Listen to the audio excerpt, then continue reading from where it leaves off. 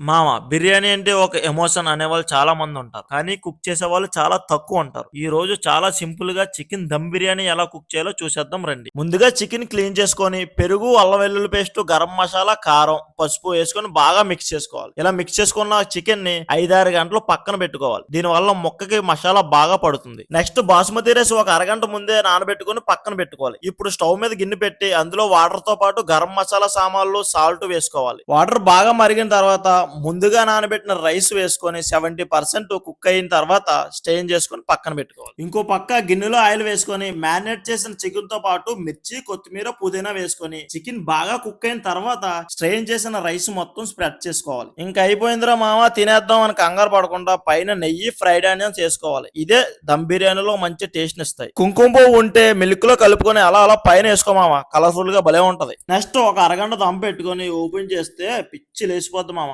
Aroma మామూలుగా ఉండదు. ఇంకా టేస్ట్ అయితే మాత్రం వేరే లెవెల్. టేస్ట్ నిజంగా చాలా అంటే చాలా బాగా వచ్చింది మామ. మీరు కూడా ఈ పద్ధతిలో ఒకసారి ట్రై చేసి ఎలా వచ్చిందో కామెంట్ చేయండి. మరో వీడియోతో మళ్ళీ కలుద్దాం. ఉంటా మరి.